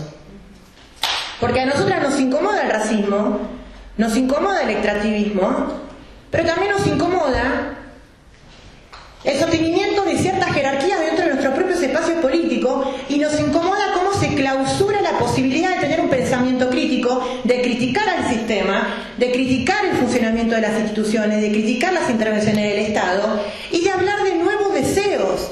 O sea, el compañero que hace Didi, que hace Rider o la trabajadora sexual, su deseo no es aportarle al Estado, no quiere entrar al trabajo formal, quiere tener plata. Hay un compañero que nos lo dijo en una reunión que nosotras tuvimos, que le preguntamos, ¿por qué preferís trabajar arriba de una bici y no trabajar en el trabajo formal? Y él nos lo dijo de una manera tan simple, que es cómo no lo entiende el progresismo, las izquierdas y el peronismo. El pibe dijo, yo elijo pedalear arriba de una bici porque trabajo menos horas y gano más. Decime si ese no es un deseo vital, respetable, legítimo, y unas banderas que tenemos que empezar a poder abrazar, sacándonos este termómetro de tener la corrección política. El compañero no quiere justicia social, igualdad de derechos. El compañero está hablando de algo básico: trabajar menos horas, tener tiempo y espacio para el ocio y ganar más, aunque con ese dinero se compre un iPhone. Porque encima están después los que van a policiar la materialidad de los pobres con un iPhone en el bolsillo. Es vos sí, pero el otro pobre no. ¿Cómo se le ocurre al pobre comprarse un iPhone? El pobre debería estar volteando el sistema capitalista porque el iPhone es el sistema... Y la verdad que eso habla también de una hipocresía, que no hay que ser tan ilusos para pensar por qué avanzan los proyectos de ultraderecha y los proyectos fascistas.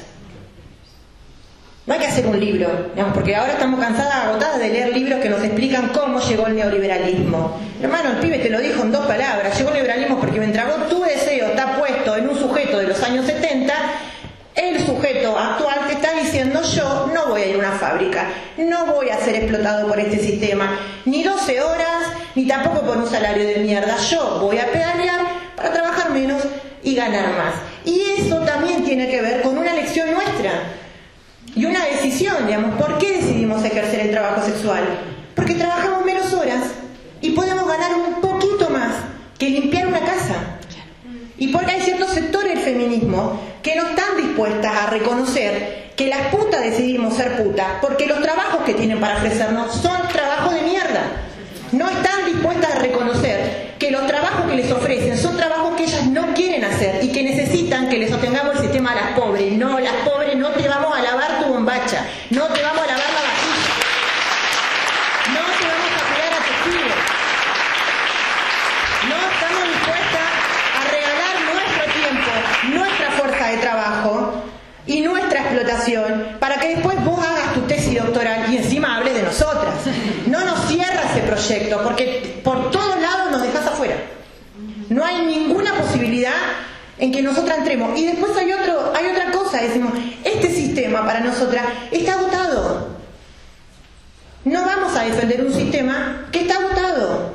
Hay un sector del feminismo que entró al Estado, en Argentina, en España y en muchos países. Entra al Estado, se institucionaliza y de repente el Estado es bueno cuando ellas llegan. El Estado es blanco, hermana. Cuando llegaste vos, cuando no llegaste, el Estado es blanco colonialista. No podemos cerrarnos a no tener un pensamiento crítico y la crítica mínima que vos le puedas hacer ya, te están acusando. Te están diciendo no te atrevas a cuestionar nuestras políticas de transformación y de inclusión porque le estás haciendo el juego a la derecha.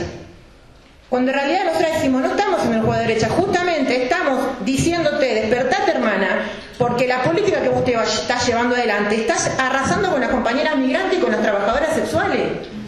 No podés tener un modelo de política de inclusión que se parece mucho a los modelos de la derecha. ¿Desde cuándo el sistema carcelario y el derecho penal son las herramientas únicas posibles de intervención? Son instrumentos del colonialismo. ¿Qué hacemos nosotras pensando que de repente, porque la toca una feminista, de repente es transformadora y de repente son igualitarias? La cárcel no es ni transformadora ni igualitaria. Entonces también hay un feminismo carcelario dentro de nosotras. Hay un feminismo que es racista. No busquemos el racismo en Vox. Si la tenemos adentro, cuando hay feministas racistas o cuando hay sindicatos que en vez de estar acompañando los procesos de regularización ya, están llamando a un paro indefinido, en vez de acompañar a los compañeros y las compañeras que están desesperados por sacarse los papeles y que los abogados no les cobren 400 o 500 euros. Hay que estar a la altura.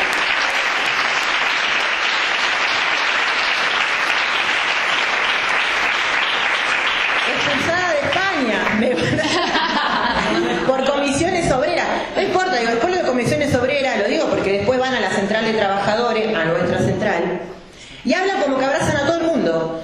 No, pero nosotros tenemos articulaciones con los monteros ambulantes, con los manteros. Es como, sí, mirá, la verdad es que nosotras que conocemos de organizaciones, de compañeros y compañeras migrantes, sabemos que ahí hay otra cosa. Pero también digo, estas centrales obreras que van a visitar, porque ahora hay como quieren ir a conocer lo que es vivir bajo el gobierno de Milei, como un turismo. Quieren ir a conocer cómo sería vivir bajo un gobierno de ultraderecha. Bueno, si vos no modificás un poco tus ideas, vas a vivirlo en España, modelo de ultraderecha. Pero si querés ir a Sudamérica a ver cómo es vivir bajo un gobierno de Milei, bueno, vení. Y han ido a Argentina a conocer los procesos que están llevando adelante el movimiento sindical, y no hay lugar para este debate. Digo, para el debate del trabajo sexual, cuando nosotros le decimos que somos trabajadoras sexuales, o los propios compañeros nos presentan y están las trabajadoras sexuales, lo primero es que se cierra el debate y te dicen, no, bueno, es que nosotros allá en España esto es un debate que nos incomoda, esto es un debate que desde los feminismos no está saldado. Mirá vos, yo no sabía que las feministas tenían que saldar algo.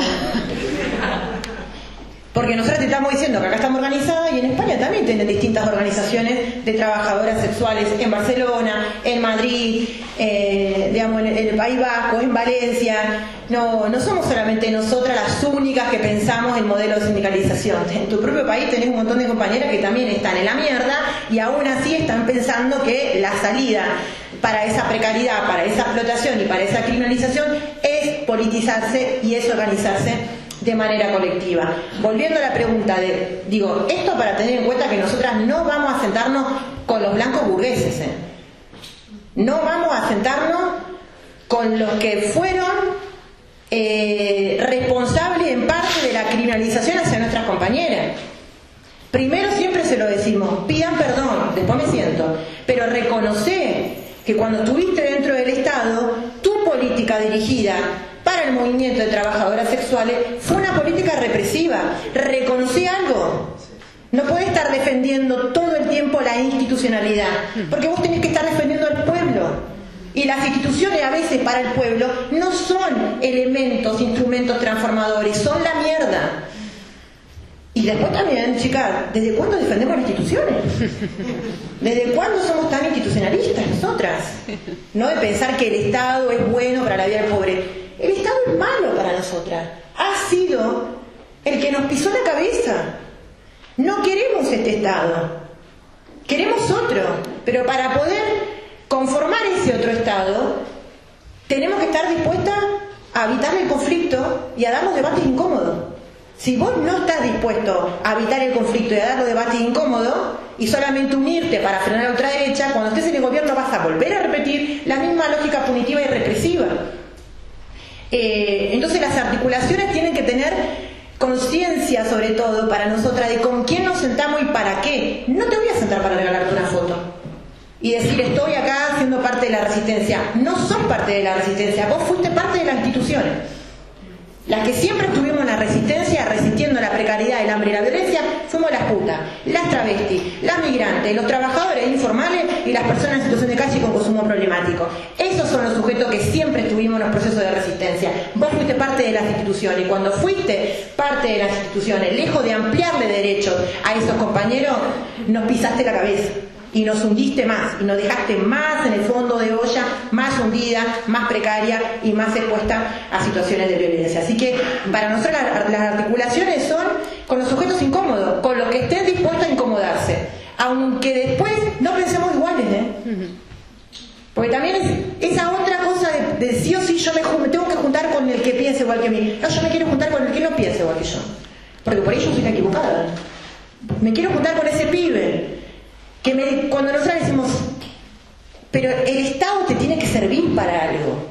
O sea, para nosotras es sacarnos la policía de encima. Si nos vamos a sentar el Estado es sacarnos la policía de encima. Y vos tenés que pedirle algo. Y él lo primero que nos dijo, bueno, yo le pediría que abra gimnasios. Porque me sale muy caro el gimnasio. Ir al gimnasio. Me dice, sí, porque todos nosotros vamos al gimnasio. Porque el gimnasio, sí o sí, tenemos que trabajar la fuerza. No es que queremos salir ahí, los pibes que hacen rider, que está trabajando en la bici. Dice, no es que nosotros vamos ahí porque queremos tener unos cuerpos de hegemonía y demás, sino que tenemos que trabajar la fuerza para meter la mayor cantidad de pedidos en el menor cantidad de tiempo. Bueno, armemos gimnasia feminista, chicas. Y que esos rayos vengan con nosotras. O sea, no que se nos quede la derecha. O sea, pensemos en esa estrategia que el pibe quiere un gimnasio, abramos un gimnasio nuestro, lleno de carteles feministas, pero nuestro. Vayamos nosotros al gimnasio para hablar con esos pibes, para poder interpelarnos. O sea, tenemos que tener la capacidad de estar dispuestos a interpelarnos, aunque el deseo del pibe quizás no sea el deseo mío, pero yo no soy quien para ser policía de la moral de nadie. Si el pibe quiere tener plata para comprarse un iPhone, y la verdad que ese pibe es mi compañero. Aunque su deseo sea un iPhone y mi deseo sea otra cosa. Pero no puedo dejarlo afuera. Porque ahí viene la derecha y la ultraderecha y rápidamente capta el lenguaje, el deseo y el proyecto individual. Y nosotros nos seguimos quedando con el manual del obrero del año 70. No. Eso es parte de nuestra historia. No hay que negarla, ¿no? Porque nosotros decimos, como nosotros en la Argentina no negamos el proceso de la dictadura militar. Ahora sí hay que reconocer que la democracia no la habitamos todos. O sea, la democracia no es un modelo donde podamos habitar todo. Porque las putas no vivimos en democracia. Las personas que duermen en la calle no viven en un sistema democrático. Hay sujetos que no habitamos nunca un Estado de Derecho. Y los organismos de derechos humanos tienen que poder reconocer eso. La historia no se quedó con los 30.000. Son los 30.000 más los pibes que mató la policía, más nuestras compañeras que fueron presas en la dictadura militar y no tienen ningún tipo de reparación, más los pibes que mueren por consumo problemático, más las compañeras que mueren por tener tuberculosis y no poder acceder a una cama de un hospital porque son migrantes, porque son travestis, porque son putas y porque son pobres. Digamos, eso también son derechos humanos, los nuestros son derechos humanos y son derechos políticos, porque somos sujetos políticos. Entonces digo, las articulaciones sí, con aquellos que estén dispuestos a jugársela, porque es momento de jugársela y no de guardarse. Es momento de incomodarse, de sacudirse los privilegios y sobre todo es un momento de dejar la cordura de lado y habitar lo imposible y habitar el conflicto, aunque nos duela reconocer que los deseos del otro están totalmente corridos de los valores que nosotras tenemos dentro de nuestras militancias y dentro de nuestras vidas.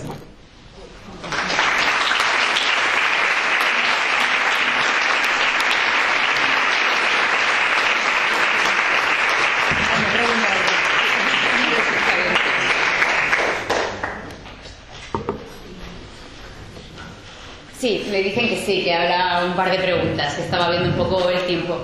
Entonces, bueno, voy a recoger en una misma ronda para que Georgina pueda responder como de golpe, ¿vale? Y no alarguemos demasiado.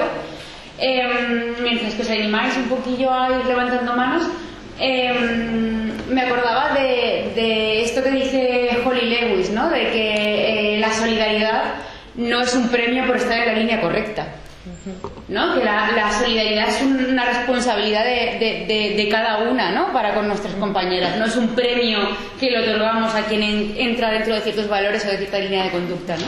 Creo que entender esto es bastante potente. Entonces, bueno, si quiere haber, no sé, un par, 3 intervenciones por ahí, y si nadie se anima, pues no pasa nada. Qué callado. Sí, bastante raro. Bueno, salió todo convencido, todo van a vender. Mire que no cobramos hoy, es gratis, por favor.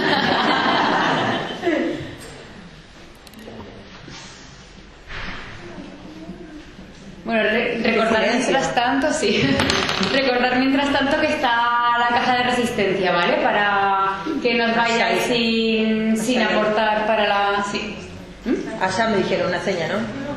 Está ahí en la entrada. Ah, pensé que había una persona.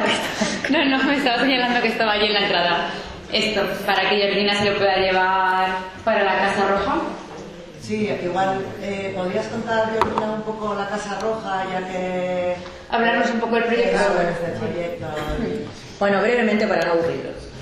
La Casa Roja es una Casa Roja, que es un centro de asistencia integral y comunitaria destinada a las personas que ejercen el trabajo sexual. Está ubicada en el barrio de Constitución, que es uno de los barrios en la Ciudad Autónoma de Buenos Aires que concentra la mayor cantidad de personas que ejercen trabajo sexual en la calle, y que, a diferencia de otros barrios donde también hay zonas de trabajo sexual callejero en el espacio público, en Constitución particularmente el 90%, estamos hablando de casi 300 compañeras que trabajan en la calle, viven en el barrio.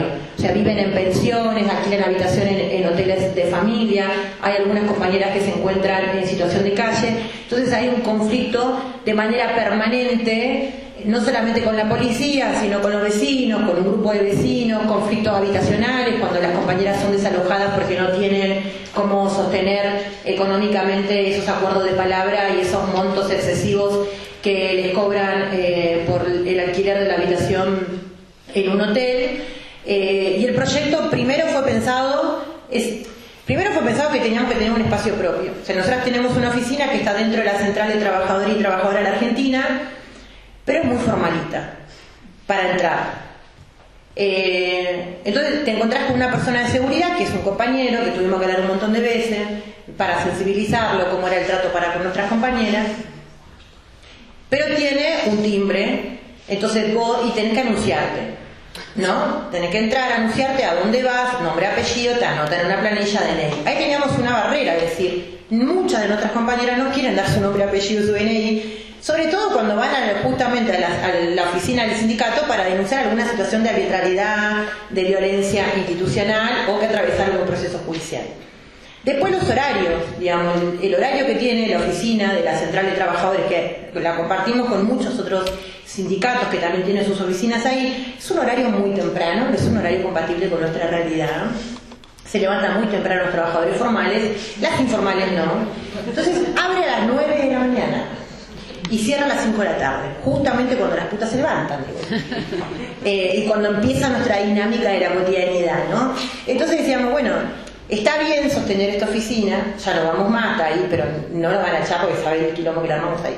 Digo, sostenemos nuestra oficina porque es como sostener nuestro espacio de articulación con los sindicatos y demás, pero decíamos, nosotros tenemos que tener algo propio, algo en donde la compañera no toque el timbre, abra solo la puerta. Algo en que la compañera pueda gritar, pueda sacarse los tacos, no sé, podamos reírnos fuerte, que nadie le pida los datos a nadie, que la compañera, si quiere venir, no sé, a descansar, a tomarse un café o a charlar, puede hacerlo, a buscar o no preservativo, a hablar con el abogado o hablar con alguna de las delegadas. O sea, lo que teníamos, no sabíamos qué impronta le íbamos a dar, pero teníamos claro el nombre, el color de la casa y tener un espacio propio. Eso era lo primero. Y después la dinámica de la casa se la fueron dando las propias compañeras. En un principio eso se abrió el 2 de junio, que es el Día Internacional de las Trabajadoras y Trabajadores Sexuales. Lo inauguramos un 2 de junio, era un lugar muy pequeño. El primer inconveniente que tuvimos era que nadie nos quería alquilar. O sea, cuando decíamos que éramos sindicato de trabajadoras sexuales, nos devolvían la reserva, nos decían que yo se había alquilado, y era mentira, porque después pasamos y seguía el cartel de desalquila. Y seguíamos llamando, aparte de nosotras re vengativas, llamábamos haciéndonos pasar por otras señoras. Y nos decían que estaban. Y reservábamos una cita solamente para que el chico vaya y se quede clavado, porque bueno, no lo había hecho, una maldad hacíamos. Pero ahí nos dábamos cuenta de que el problema era que no aceptaba nuestra personería jurídica, que tenemos papeles legales, o sea, somos legales jurídicamente como asociación civil que defiende los derechos humanos y laborales de las personas que nos dedicamos al trabajo sexual. Y después había una negación nuestra de que no queríamos un intermediario. O sea, nosotros decimos, si nosotros tenemos personalidad jurídica, estamos inscriptas en AFIP, pagamos al Estado los impuestos que nos piden, todos los años tenemos que contratar una contadora para que nos haga el balance y tener las cuentas al día, nos tienen que alquilar con nuestro nombre de asociación civil. Digamos, no podemos ir a otro intermediario de ONG X que asista a personas en contexto de vulnerabilidad y que a ellos sí la alquilen y que haya como todo un traspaso, porque era como seguir siendo ocultas, ¿no? Bueno, eso nos llevó como 2 años buscar alquiler que acepten nuestra personería jurídica. Cuando encontramos un alquiler muy pequeñito, fue en el 2019, ese año lo que hicimos fue talleres de salud, talleres de prevención, pero era un poco para hacer pie en un barrio que estaba arrasado por la violencia policial y que las compañeras nos conozcan, ¿no? Que las compañeras sepan que ese era un lugar de ellas, que ellas lo podían ir a habitar. Después llegó la pandemia y con la pandemia no solamente llegó mayor precariedad para con nosotras, mayores dificultades, sino que llegó la posibilidad, bueno, del proceso de sindicalización de un montón de compañeras que llegaban al sindicato por primera vez para pedirnos cosas puntuales. La principal era comida. O sea, tuvimos que dejar de hacer los talleres de salud para ver cómo articulábamos con el Estado bolsones de alimentos. Y tocamos varias puertas del Estado. La primera fue el Ministerio de Mujeres. El Ministerio de Mujeres, eso lo contamos en otro libro que ahora dentro de poco se publica, porque nuestra revancha es escribir esas cosas, esos diálogos. Cuando llamamos, porque estábamos en pandemia todas encerradas, cuando llamamos, un teléfono que nos pasaron, del otro lado dijo, bueno, está bien. Nosotros hacemos la mímica, pensamos que ella hablaba así, porque no sabemos, pero nosotros nos imaginamos. Posiblemente sí. Posiblemente así. Entonces nos decían, bueno, está bien, armen un Excel y pongan nombre, apellido, DNI, número de teléfono y la dirección de la compañera para un bolsón de comida. Le voy a pedir los datos yo a mi compañera, en serio. Estamos en la cuarentena, encerradas, con una crisis sanitaria, con compañeras que viven el día a día, que lo puntual que nos están pidiendo es comida, vos querés que te arme un Excel. Con DNI. Ahí le cortamos el teléfono y llamamos a varones. Y a los varones le dijimos, mira, o no a 300 bolsones de comida o vas a tener 300 putas pidiendo de alimento en tu ministerio. Y funcionó. A veces funciona eso con los varones. No, los varones habrán dicho, esta loca de mierda, no, mejor no. Y dijo, bueno, después tuvimos un problema igual, porque cuando llegó los alimentos, armar un bolsón de comida a nosotros nos daba vergüenza entregar eso en nombre del Estado, ya de por sí. Entonces volvimos a levantar el teléfono y dijimos, escuchame una cosa, ¿vos comés poroto, arveja y lenteja?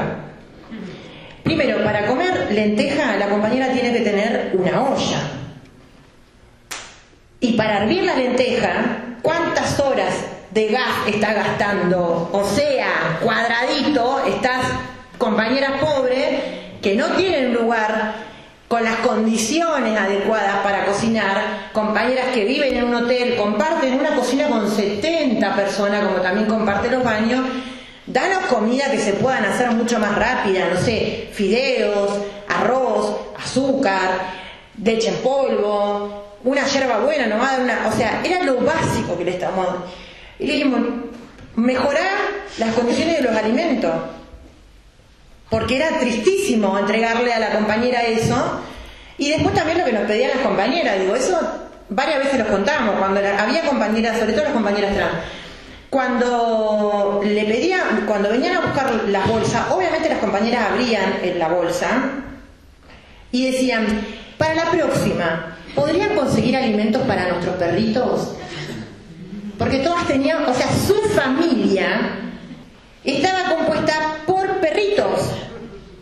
Y eso, en la mentalidad de alguien que está dentro de un escritorio, su familia no puede ser, y menos no pensar que la compañera trans no tiene la familia tradicional, porque su familia tradicional la expulsó justamente porque no ha tenido un respeto a su identidad de género. Después las compañeras migrantes, ¿no? Que decían, nosotros fideos no comemos arroz.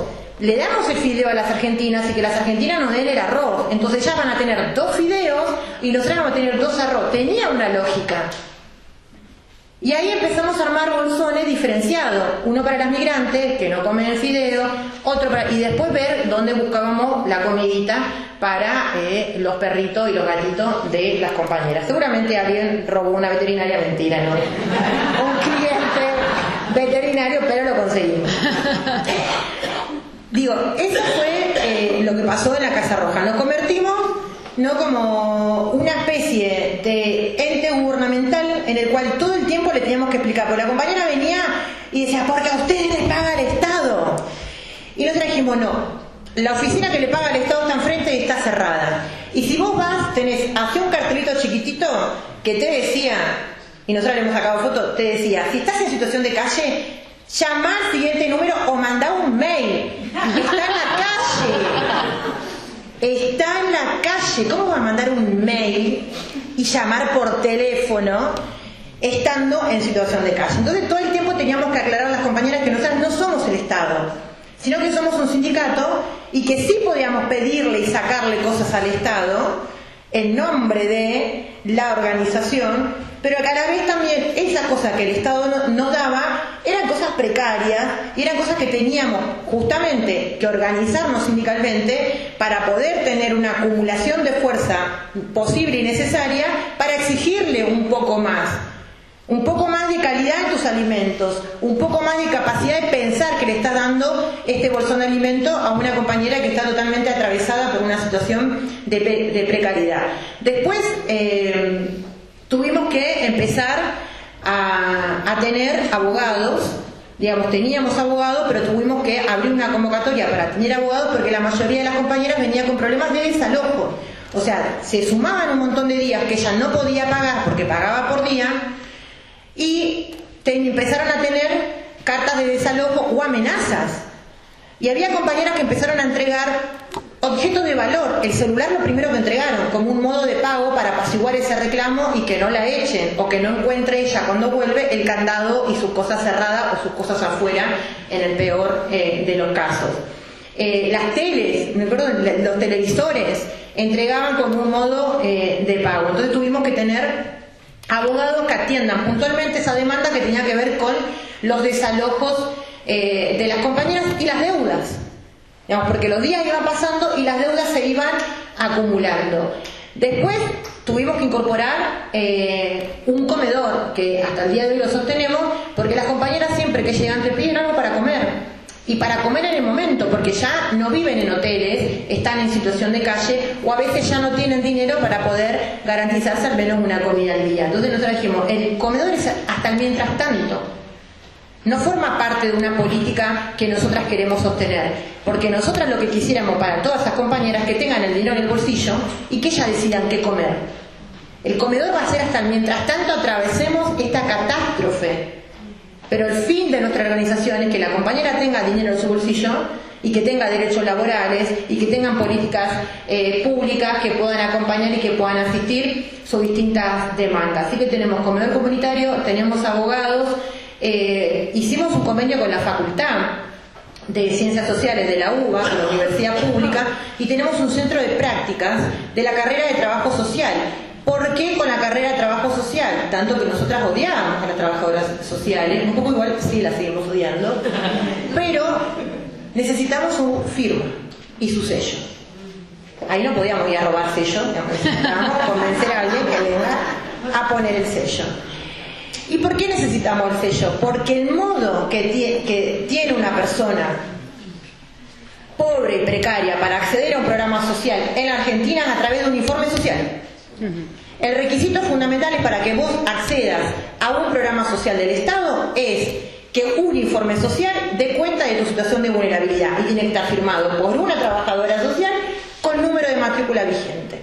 Entonces nos dijimos, listo, a todas esas trabajadoras sociales que durante muchos años han venido a hacer sus tesis doctorales, su trabajo de investigación, tienen que venir a la Casa Roja a devolver algo. Por lo menos firmaron 3 informes. Algunas se arriesgaron y nos dejaron su sello.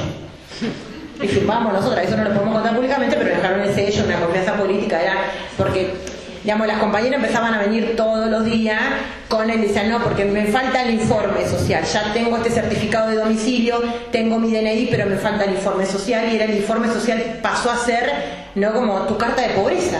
Es lo que te va a dar la posibilidad que llegues a la ventanilla del Estado y te vayas con algo.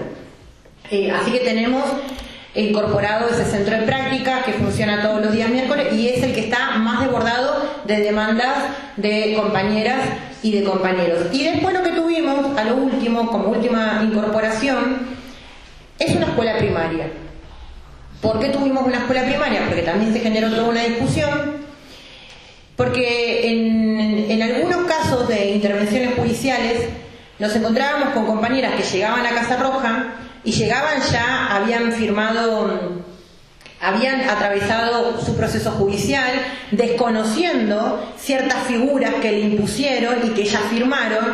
Entonces, cuando nosotras accedíamos al legajo con los abogados de la organización, nos encontrábamos en que ellos habían firmado actas donde daban cuenta de que en el momento de la requisa en el espacio público por parte de la fuerza de seguridad, la policía había puesto de que había encontrado elementos condenatorios en que estaban llevando adelante una actividad ilícita. Entonces nosotros le decimos, mira, vos te condenaron a 2 años en suspensión, o tener que pagar una multa, o en otros casos hacer 200 horas de trabajo comunitario en Cáritas, como una forma de reparación al daño que supuestamente le hizo al Estado de las instituciones.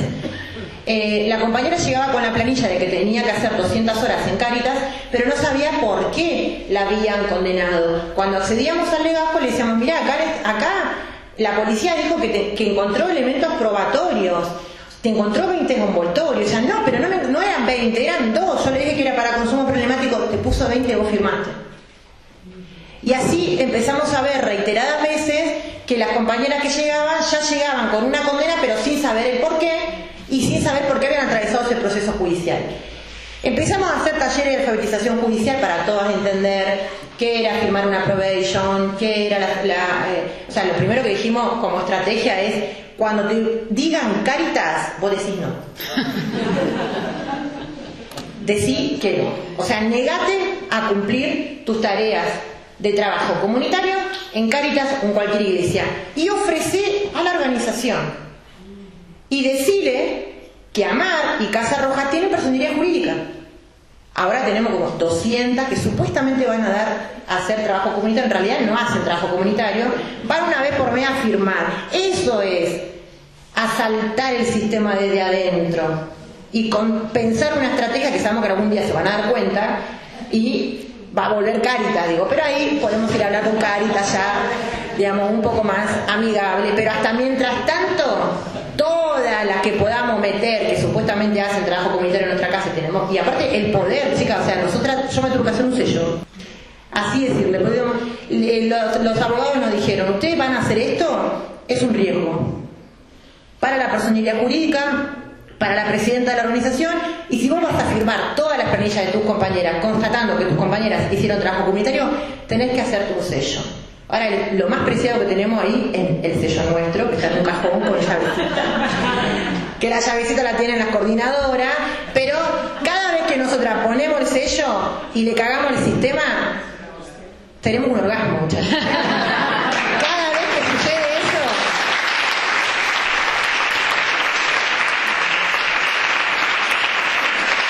y ahí, en ese taller de alfabetización judicial, donde pensamos esta estrategia, hasta que se muera, digo, hasta que algún fiscal se avive y volvamos nuevamente al Cáritas o algo vamos a inventar, algunas compañeras nos empezaron a confesar, y con mucha vergüenza, que muchas de ellas habían firmado esas actas porque no saben leer ni escribir. La mayoría de estas compañeras son compañeras migrantes, son compañeras de Perú, de Ecuador y de República Dominicana y de Paraguay. Cuando nos dijeron eso, por supuesto, la primera que pedimos disculpas fuimos nosotras, porque ahí entendimos, ¿no?, por qué la mayoría decía, yo no sé por qué me condenan, pero a la vez nos dijimos, pero vos firmaste acá, y acá lo que te dicen, después le fuimos a agarrar a los defensores públicos. Le dijimos, si la compañera te está diciendo que a ella le encontraron 2 envoltorios, ¿por qué no la defendés un poquito más? O sea, si ahí le pusieron 20. Entonces ahí pensamos con las compañeras de poder tener una escuela primaria que generó toda una discusión. Es decir, nosotras, había una discusión, primero que las compañeras decían, tenemos que ir a las escuelas a sensibilizar, porque no podemos armar un espacio propio cuando en realidad nosotras lo que queremos es ser consideradas sujetas políticas y habitar otros espacios con otros compañeros y compañeras. Lo cierto es que la escuela primaria, los horarios que tiene, otra vez, son horarios imposibles de poder cumplir, por lo menos para una trabajadora sexual, con todas estas características que las compañeras tenían, ¿no? Y de informalidad, migrante. Horarios de noche tienen, horarios de nocturnidad, porque están pensadas para el trabajador formal. El que sale de su casa a la mañana y a la tarde termina de trabajar y por ende a partir de las 6 de la tarde hasta las 9 de la noche puede ir a estudiar. De 6 de la tarde a 9 de la noche es el horario de trabajo de nuestras compañeras. Entonces cuando nosotras íbamos a buscar la vacante, a hablar con el bachillerato total, a hablar con este proyecto comunitario de la escuela primaria, la mayoría de las compañeras no iban, o iban el primer día y después dejaban de ir, porque era o entre estudiar y trabajar, yo prefiero trabajar. Entonces cuando empezamos a ver esa merma de todas las que habíamos escrito, que la vacante, que hablamos con la directora, que esto y el otro, que no habían, hasta los útiles le conseguimos, no habían ido, dijimos, bueno, entonces ahora sí, pensemos, probando, si tenemos una escuela primaria nosotras, ¿no? ¿Cómo podríamos tener una escuela primaria siendo un sindicato de trabajadoras sexuales? Entonces nos tuvimos que sentar con el Ministerio de Educación del gobierno de la ciudad. Y ahí un montón de papeles súper burocráticos, pero eran papeles que nosotras los teníamos. Y sí teníamos que cambiar algunas condiciones de la casa, nos pedían pelotudeces, o sea, señalamiento de salida de emergencia, bueno, compramos un cartel que dice salida de emergencia, un matafuego falta, bueno, un matafuego. Después, bueno, tuvimos que sacar, eso era muy gracioso porque cuando vino la gente del Ministerio de Educación a conocer toda la casa se reían y decían, bueno, esto tienen que un poco no exhibirlo, que eran unos penes de madera que nos había dado el Ministerio de Salud. O sea, como, ¿vos querés que lo saquemos? Andá a la ventanilla de tus amigos del Ministerio de Salud y decirle que le dejen de dar pene de madera al Sindicato de Trabajadoras Sexuales. Porque cada vez que vamos a buscar algo, en la caja de preservativos nos metían pene de madera. Y los penes de madera, ¿para qué eran? Para que aprendamos a usar el preservativo correctamente con un pene de madera. Horrible los penes de madera, todo blanco los penes de madera. Racismo hasta los penes de madera, todo blanquito. Durísimo esa madera. Y que en algunos talleres que hicimos con las compañeras de salud y demás, las compañeras los pintaron, porque dijimos, bueno, por lo menos que bien adornado, algún día te vamos a preparar algo, una muestra, algo artística de lo que hace la puta, con lo que te da el Estado, porque eso es lo que nos daba el Estado.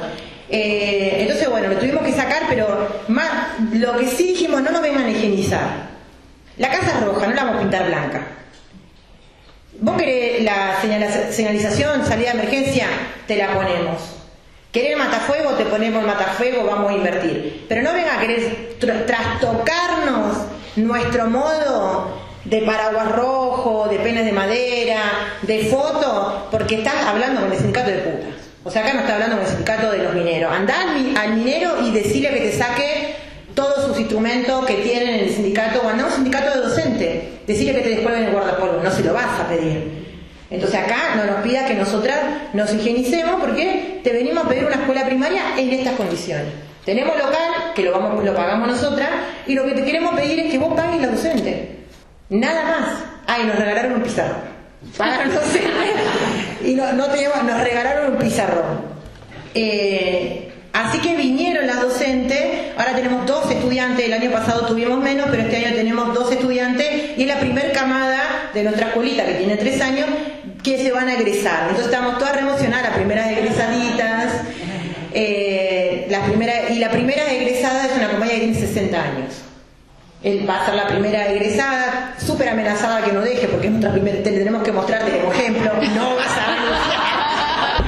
a dejar la escuela, amenazada a la docente que la pruebe, por favor, necesitamos una egresada para demostrar que esto funciona. Digo, pero la escuelita para nosotras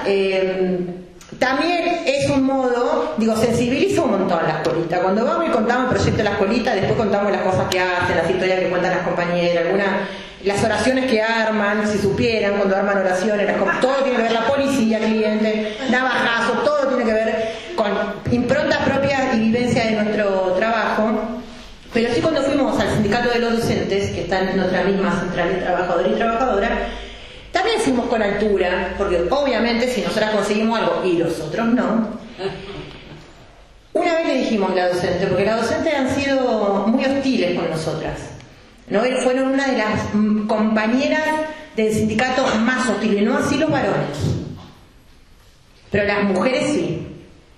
Han sido muy hostiles con nosotras, nos han tenido así como muy al margen, inclusive de reuniones del feminismo sindical y demás. Ahora eso por suerte se ha modificado, pero sí, cuando fuimos a contar de que habíamos tenido el proyecto de la escuelita, que tenemos 12 estudiantes. Bueno, este año por primera vez el sindicato de docentes de la Ciudad Autónoma de Buenos Aires nos llamó para decirnos que querían poder hacer una donación de útiles, mochilas y demás para las compañeras que están estudiando en nuestra escuela. Son 12 las compañeras, pero nosotras, como somos muy solidarias, le pedimos 100. No vas a dar para las 12, pero nos vas a dar también para los hijos de las trabajadoras sexuales que también van a la escuela y que tus afiliadas son las maestras. Y también nos vas a dar para algún que otra compañera, vecina que va a venir a pedir, por supuesto, nos toca la puerta y nos va a decir no puedo mandar a mi hijo a la escuela si le sobran útiles. Pero lo de la escuela también, refleja lo que puede una organización, lo que puede un sujeto político cuando se organiza, cuando piensa una estrategia, cuando escucha la demanda de sus compañeras, cuando no se avergüenza, ¿no? Como esa compañera que se avergonzaban y decían, che, yo firmé que tengo 20 envoltorios, porque era mucha vergüenza, ¿no? Reconocer que tenía envoltorios, reconocer que fue presa, reconocer que tenía que hacer 200 horas a Cáritas y reconocer que todo eso le pasó por ser pobre y no saber leer y escribir. Era un montón. Entonces digo, la escuela para nosotras sensibiliza porque bueno, es la escuelita, ¿no? Todas educaditas ahí estudiando con el librito y demás. Pero más al margen de eso, para nosotras sensibiliza porque lo que refleja es lo que puede el sindicato de las trabajadoras sexuales. Y nosotras se lo decimos, cuando vamos a una asamblea con los sindicalistas, le decimos, díganme cuál de ustedes tiene una escuela para sus afiliados. Ninguno. Las putas sí tenemos una escuela. ¿Y saben por qué? Porque aprendemos a escuchar los deseos de nuestras compañeras. Aunque nos hizo mucho trabajo incómodo, aunque fuimos y probamos otras cosas, probamos llevarlas a las escuelas de las instituciones y de la normalidad. Y cuando nos dimos cuenta que las compañeras no son parte de esas instituciones, no son parte de esa normalidad, y que nosotros teníamos que tener una escuela primaria que tiene una impronta propia. ¿Qué es esto? Con los penes de madera, con el matafuego, pero con compañeras que están aprendiendo a leer y escribir con un único objetivo. Porque siempre se lo dijimos, el objetivo es que cuando vayan otra vez con la policía puedan saber leer y entender su proceso judicial. Así que eso es la Casa Roja, una casa que tiene mucha vida, muchos problemas, mucho peleo, mucho conflicto. Pero esa es la vida, por lo menos de nuestro sindicato.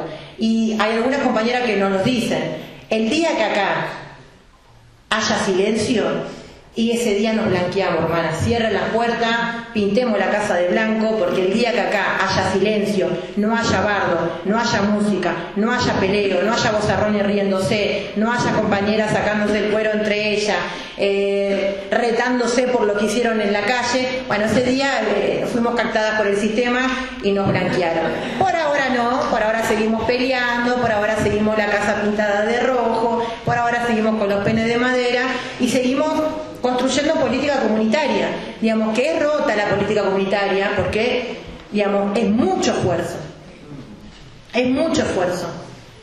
que es comunitaria, pero también, digamos, nosotros le encontramos un valor a lo comunitario. Nosotros en la Casa Roja podemos hacer lo que queremos. Y varias veces el Estado ha venido a querer pagarnos el alquiler. También fue una discusión si aceptábamos que nos paguen el alquiler.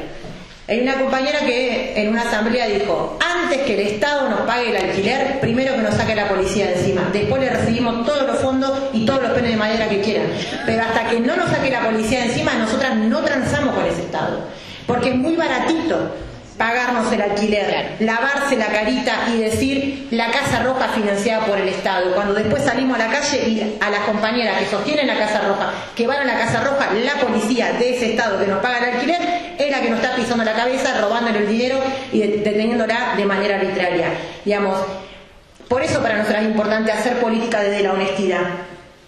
Aunque tengamos que hacer pollada, como dijimos con las compañeras, aunque tengamos que hacer rifa, aunque muchas veces inclusive tengamos que sacar de nuestro bolsillo. Pero hay algo que tiene la autonomía y la autogestión que el Estado no te da, que es la posibilidad de hacer, deshacer, romper, armar, rearmarte, reagruparte, desarmar, volver a tejer y sobre todo a entender que tenés que construir sobre lo roto. Acá se viene a construir sobre algo que no está armado, está roto y devastado. Entonces todo lo que hagas, por más que sea pequeñito, por más que funcione o no funcione, ya es ganancia.